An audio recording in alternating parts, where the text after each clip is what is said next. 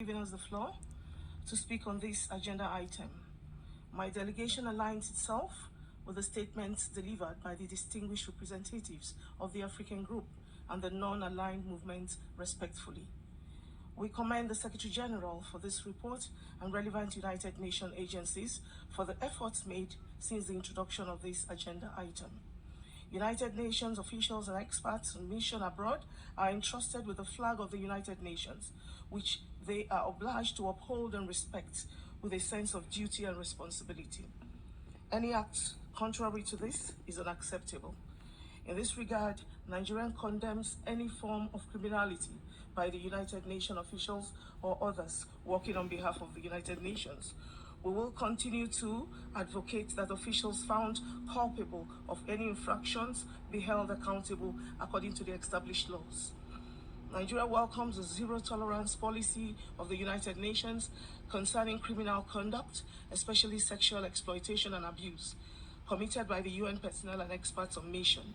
My delegation supports the referral of cases of alleged criminal conduct to the states of nationality of the officials and/or experts on mission concerned for investigation and possible prosecution, and urge member states to report to the organization on steps taken thereafter. The primary responsibility is vested on member states to bring perpetrators to justice. Mr. Chair, my delegation supports the initiative to establish a trust fund in support of victims of sexual exploitation and abuse. These victims should be given necessary care and support. They should not be stigmatized.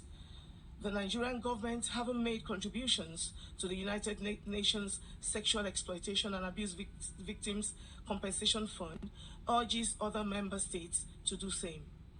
Nigeria reiterates the importance of creating a conducive environment that will prevent sexual exploitation and abuse through training, introduction of increased women's participation, improvement of personnel welfare, conduct of timely investigations, prosecutions, and the provisions of training programs that will strengthen accountability processes globally. Mr. Chair, in conclusion, Nigeria will continue to advocate that officials should be rewarded for exemplary behavior to encourage others, while crime and misconduct should be punished to the full extent of the law. We should be mindful how the work of the United Nations impacts the lives of people around the world. I thank you for your attention. أشكر ممثلة نيجيريا الموقع. I thank Nigeria